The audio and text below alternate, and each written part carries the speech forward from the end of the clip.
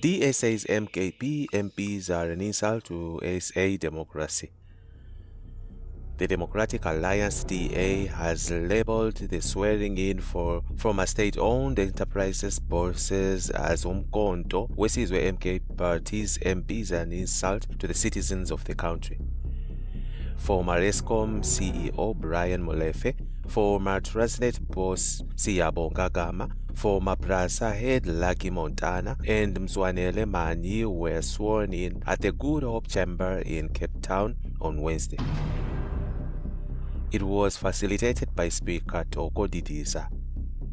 A few hours after the swearing-in, the MK Party appointed Manyi, who dumped the EFF, as the chief whip of Jacob Zuma's party. According to the spokesperson of the MKP, Nhlamulo Ndhlela, Manyi replaced Sihle Ngubane. Meanwhile, George Michalakis, the chief whip of the Democratic Alliance, has blasted the swearing-in of the four as MPs as an insult to the citizens of the country owing to their involvement in the state capture. The swearing-in of individuals implicated in state capture as members of parliament for the MK Party today is a travesty and an insult to the people of South Africa who have suffered the devastating consequences of corruption and mismanagement under the very individuals now poised to represent them in parliament. Montana played a pivotal role in the state capture as Prasa, according to Michalakis. The Chief Justice Raymond Zondo Commission found that Montana was instrumental in determining which service providers would receive major tenders, therefore corrupting the very foundation of the public transport system. This was during Zuma's era. Gama's tenure has marred by allegations of corruption. Gama's involvement in awarding lucrative contracts at Transnet exemplifies the deep-seated corruption that has plagued our state-owned enterprises. Molefe, the former Eskom and Transnet CEO, has been identified as a primary architect of state capture at Transnet. Molefe's actions have contributed to the erosion of public trust in our key state institutions. He said Manyi, who was the GCIS boss and Zuma spokesperson, was found by the Zondo Commission to have been an enabler of state capture during his tenure. Manyi's influence during one of the darkest periods of the democracy should disqualify him from holding any public office, Michalakis said.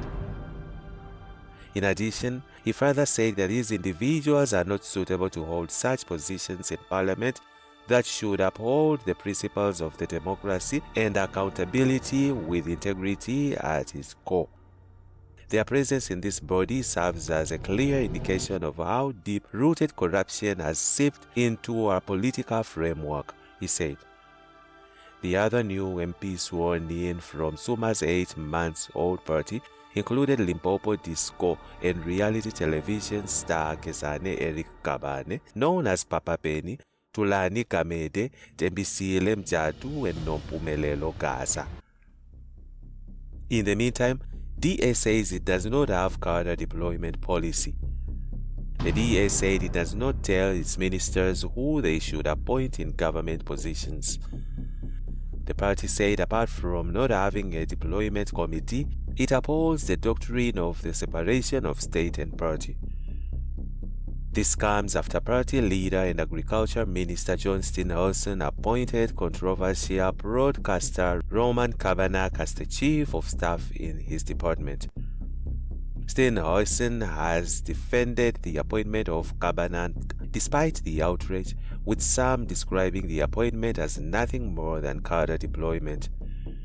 Speaking to the media in Parliament, DA National spokesperson Karabo Kakau said, "We do not have a cadre deployment committee that the FedEx Federal Executive approves on who gets to occupy which position in government." She said the Steenhuisen decision to appoint Kabanak was his decision that was within his prerogative.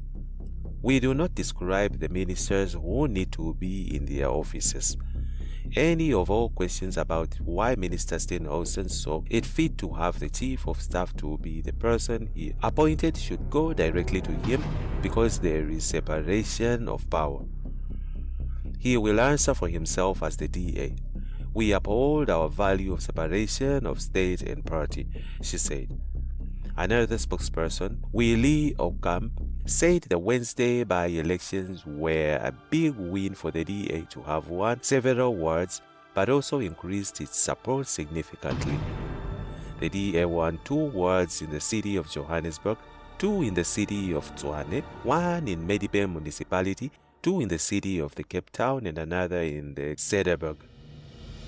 What happened in the by-elections is a vote of confidence in the DA and what we're currently doing in the government of national unity. People of South Africa can see we're definitely contributing in a positive way to growth and the benefit of every South African, Ocamp said. On the other hand, DA backs John Steenhuisen's choice to hire controversial right-winger.